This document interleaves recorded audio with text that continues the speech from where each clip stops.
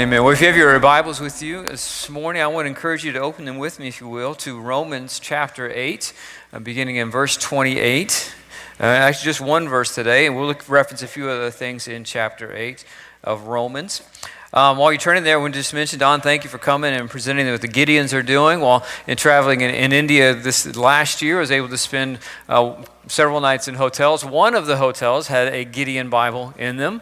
I think it was the only hotel that had hot water too, so there might be a correlation between the two. I don't know. But so we're just very thankful for that.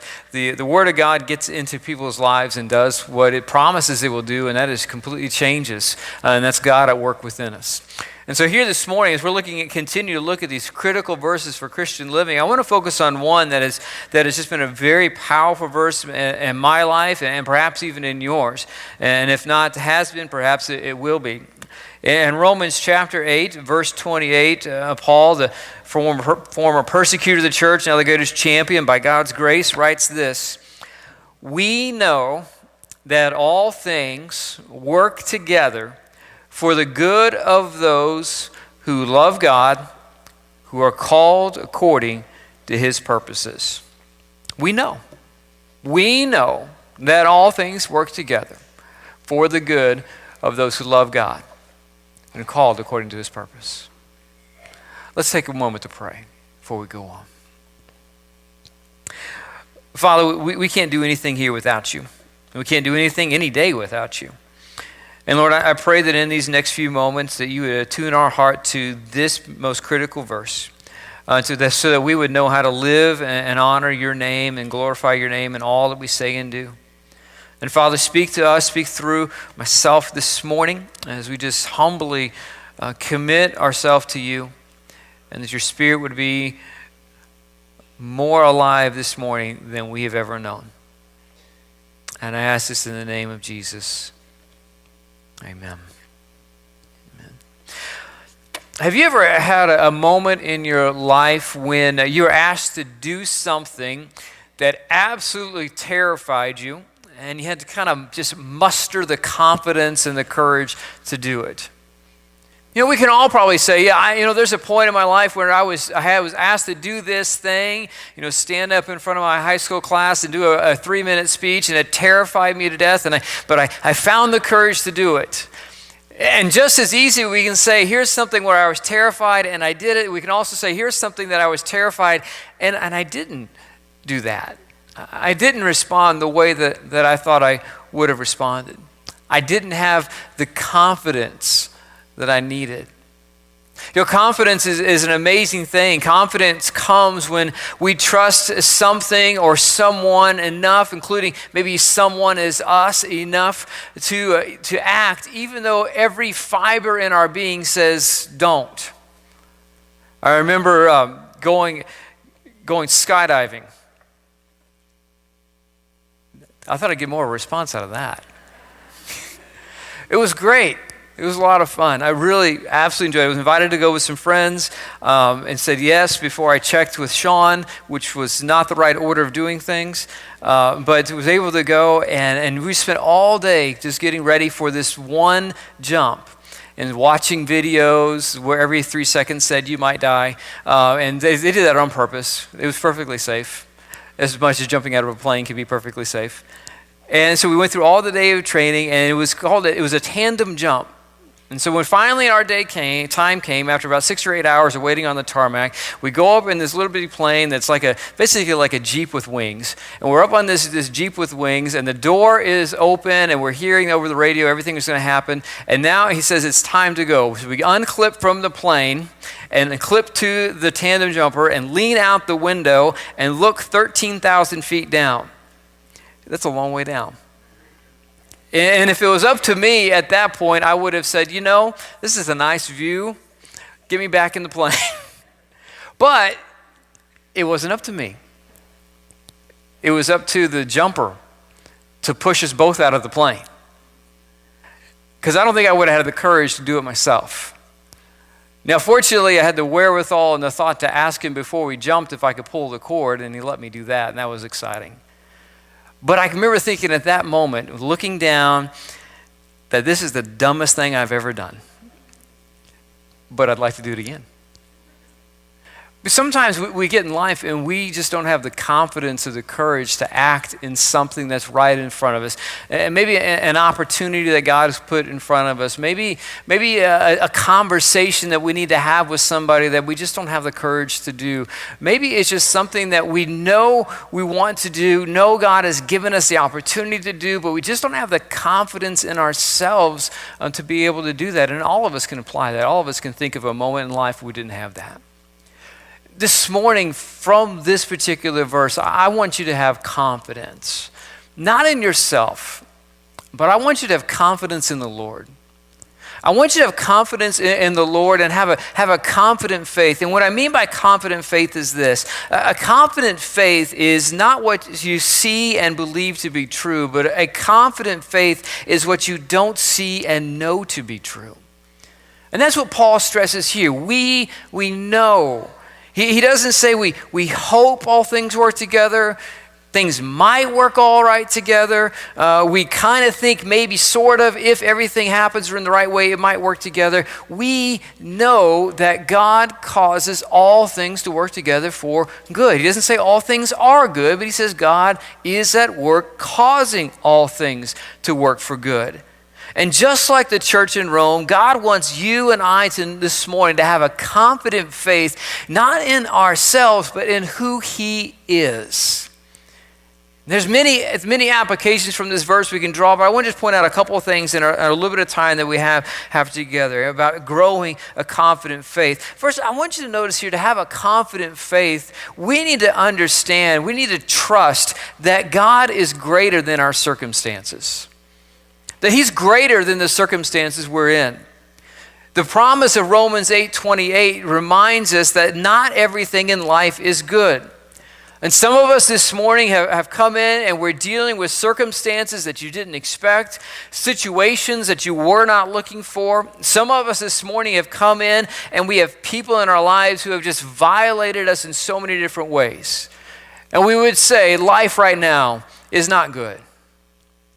But Romans 8:28, while it tells us, it is not saying that all things are good. What it does is it pushes us to say that God is greater than my circumstances. Therefore, I know that he works all things for good. Romans 8:28 is telling us here to have this tremendous faith and in what God is doing. And it recognizes that not everything in life is good. Some things in life just flat out stink. In this particular chapter, we're reminded 3 different places that we live in a world that's broken. In verse 20 and 21, Paul details how the world is broken because of sin. It is actually groaning because of the curse of sin on it. Because of Adam and Eve taking the fruit that God had forbidden for them to take from and eat, and sin entered into the world. Because of their disobedience, the entire world is affected. Everything is marked and marred and broken. And the whole universe is groaning. Occasionally we get a glimpse of that. In verse 18, Paul tells the church and reminds them that they were sufferings. I consider the sufferings of this present time are not worth comparing to the glory. You guys, you're suffering. He's writing to this church. I recognize you guys are in a spot you didn't want to be. You're in a place you didn't expect to be. Somebody told you to trust in Jesus. You trusted in Jesus. Now all of a sudden the whole world is against you. That's not what you were expecting. He reminds us in verse 26, and he tells them that some within the church are feeling weak. And when you're suffering, when you're feeling weak and defeated, when you see the whole of creation seem to be falling apart right around us, it's easy to begin to think that even these things are beyond God's control. But faith is not what we see and believe to be true. Faith is what we don't see and know to be true. And what you may see tells you that nothing good can come from this, but what you don't see and believe to be true is that God is greater than my circumstances. And the promise of Romans 8:28 is not that all things are good, but that God causes all things to work together for good. And there are things in life that just aren't good. There are people in your life who've done atrocious things to you. People who have trusted, who have betrayed you. Despite all the amazing things that can be done with medical care, there are still some illnesses that cannot be cured. But confident faith says, this stinks. What's happening right now is a mess. No one should experience what I'm experiencing, but even in this, I know that God causes all things to work together for good. Confident faith is not what we see and believe to be true. Confident faith is what we don't see and know to be true. God is at work here, beyond your circumstance, and beyond what we can see. Notice as well in this promise here that God is at work even when, maybe even especially when, I cannot see him at work. What we don't see when life gets turned upside down is how God will work something good from this. What we know to be true is the promise that he causes all things to work together. You see, the Bible describes God as omniscient. It is a Latin word that means all-knowing. That there's nothing escapes God's sight. Matter of fact, in the Bible, in Isaiah chapter 46, verses 9 and 10, we read this about the Lord. And the Lord speaking says this, "Remember what happened long ago, for I am God and there is no other. I am God and no one is like me.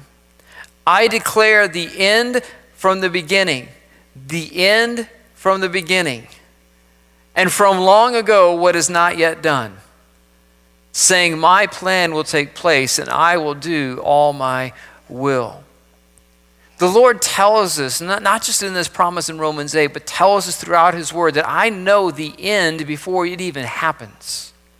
I can see the past, the present, and the future at the exact same time. And so while you and I see the crisis that we're in, while you and I see the effects of the crisis we're in, while you and I fear what crisis might be coming, God sees where we are, God sees where we've been, and God sees where we're going, and nothing surprises him. Well, we may get the phone call on Tuesday afternoon and say, wow, I didn't see that coming. That will never happen to God. And because we trust in him, not with what we see and believe to be true, but we trust in him what we don't see and know to be true, that is a confident faith. That is the faith that says all things work together for good. Not all things are good, but all things work together because God is working them. But I have to wonder, maybe one of the reasons we doubt that our crisis is beyond God's care or concern, or that he didn't see this coming, is maybe, just maybe, our view of God is too small. Maybe we've seen him too much like us. That our lives get turned upside down. We are in an emotional turmoil, so I assume because he's like me, then he is too. God is like us in that we are made in his image, but he is unlike us because he is God. He is beyond circumstances because he is beyond space and time. He sees your past, your present, and your future in the exact same moment, and none of it phases him. Phasing in the sense of being scared or uncertain.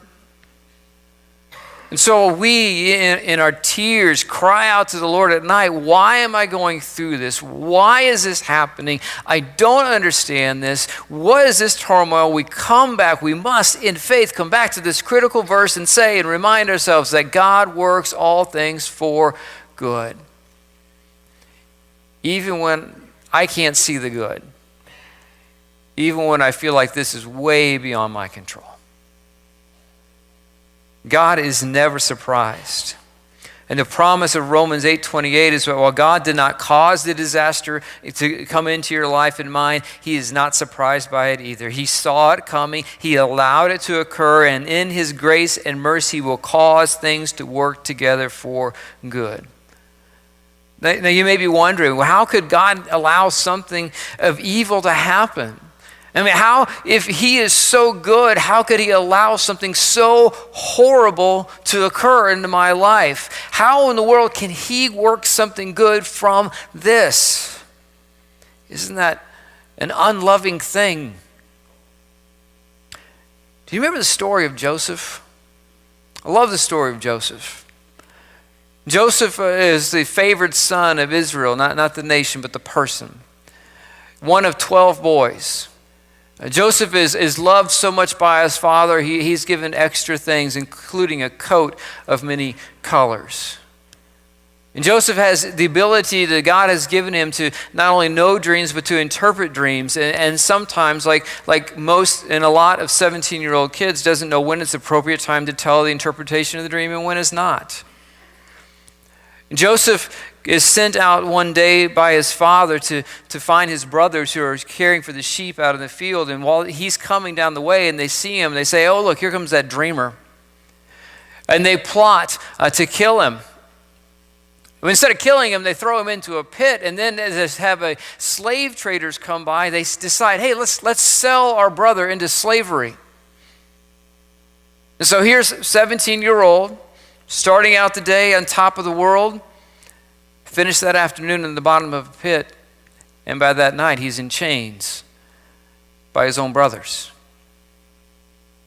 He's sold in the Egyptian, taken to the Egyptian slave market, and he's standing upon the blocks with all the other slaves being inspected, probably stripped naked, and everybody's looking at his teeth, his qualities, everything about him, dehumanizing him in every way, shape, and form.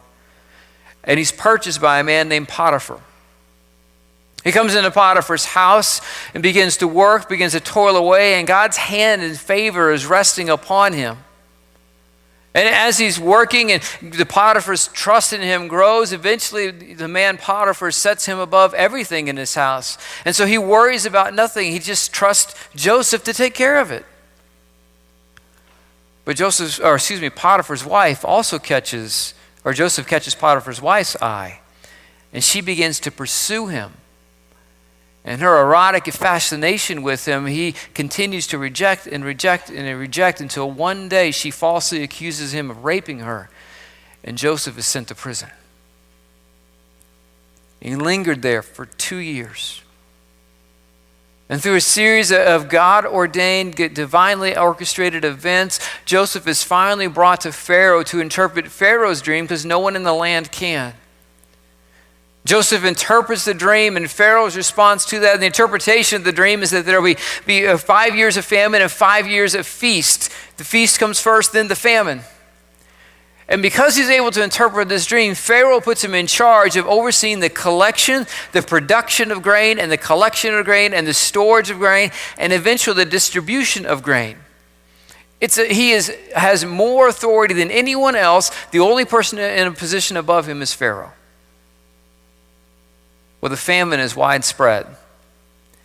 And Joseph's brothers back home and his father are starving. His father Israel says to his brothers, I want you to go down to Egypt because I hear they have food there. I want you to buy some. And so they make this journey, a very quick journey, a couple of days journey, and they come down to Egypt, and who do you think they stand in front of? Joseph. You imagine being Joseph at that moment. These are the men who sold me off. These are the men who, because of what they did, I was in prison for 2 years for a crime I did not commit. It's their fault. I don't know. I don't know what I'd do. But I'll tell you what Joseph did.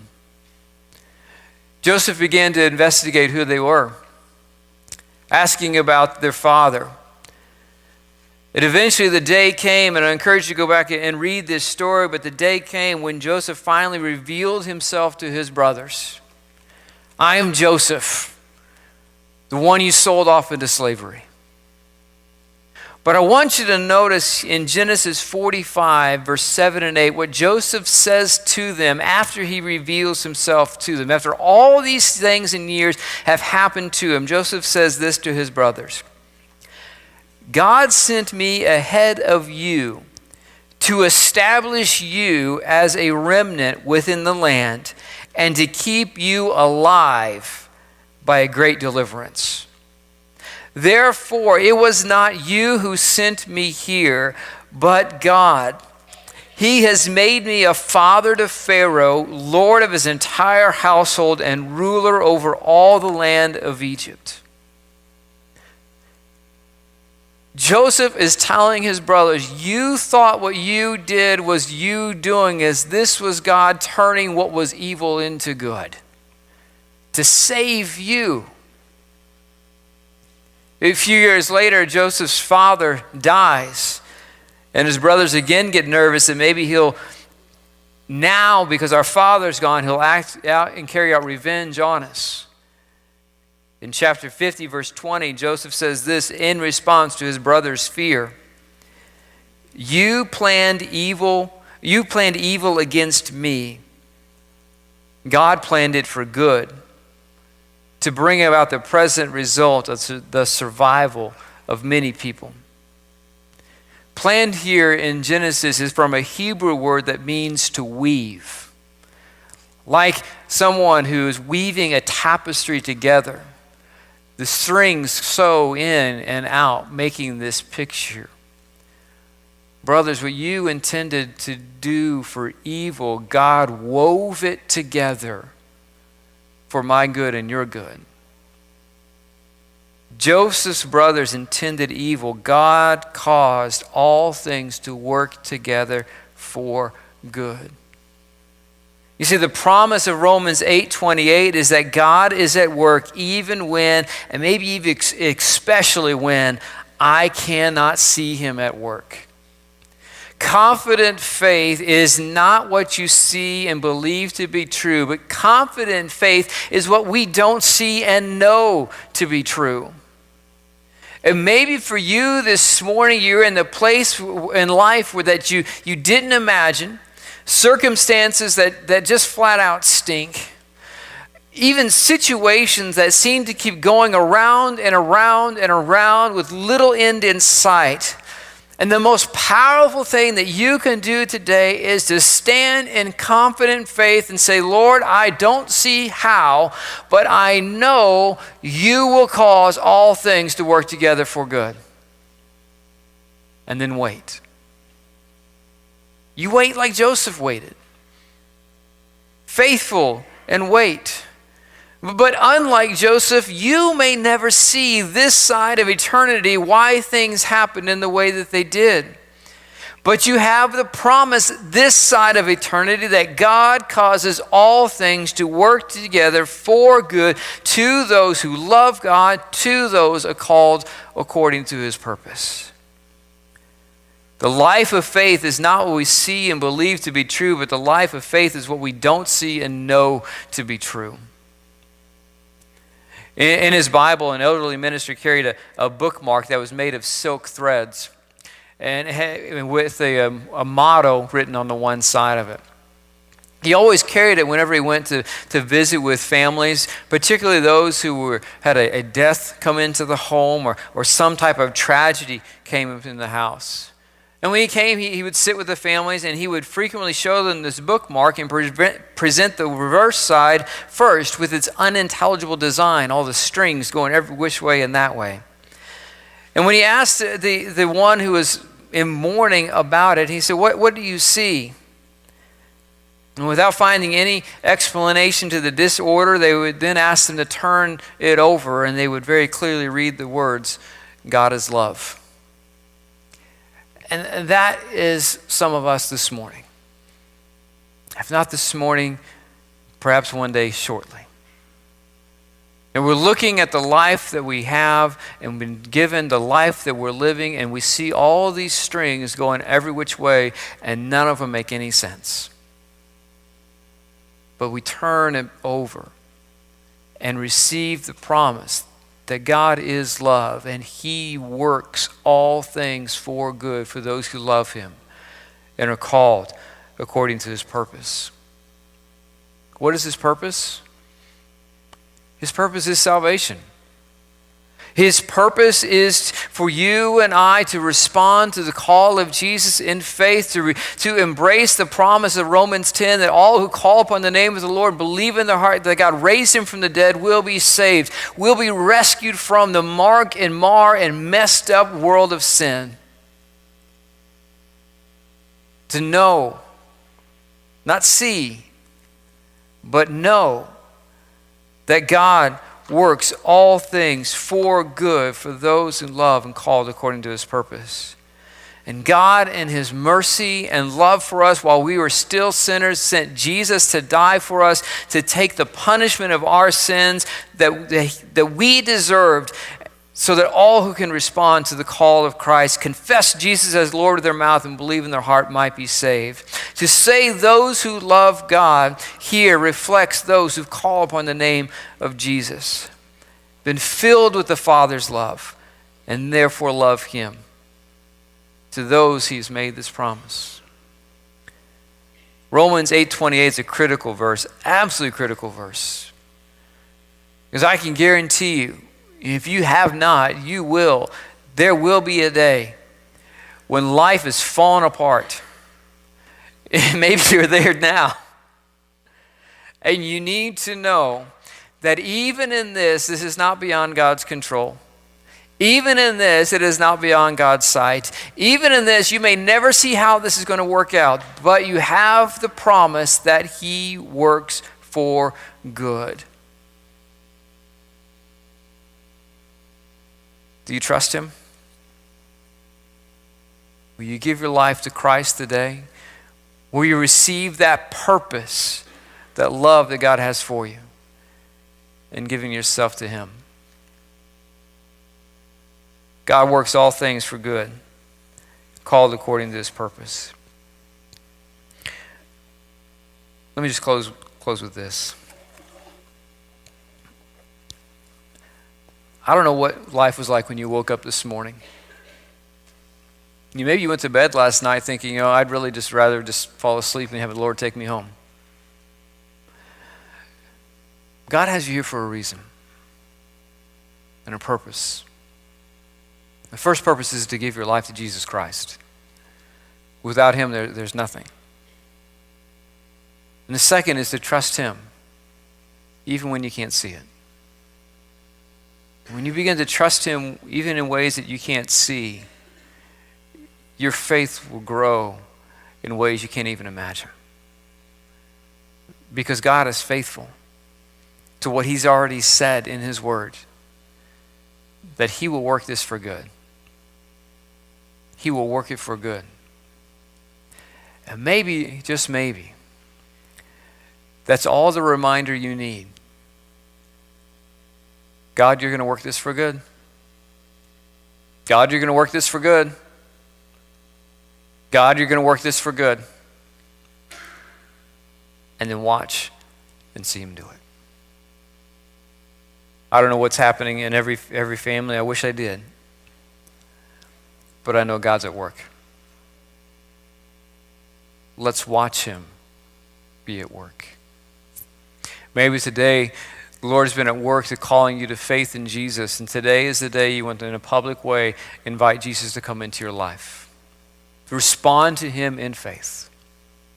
Maybe today is the day in which you are a believer, you've come in here, you've confessed Christ as your Savior, you're following after him, but you are just wrestling with a weight that you could not imagine and did not expect. Today is the day to boldly proclaim, Lord, I don't see how, I don't see when, I don't see why, but I'm going to trust that you're going to work all things to good, that you're going to weave it together.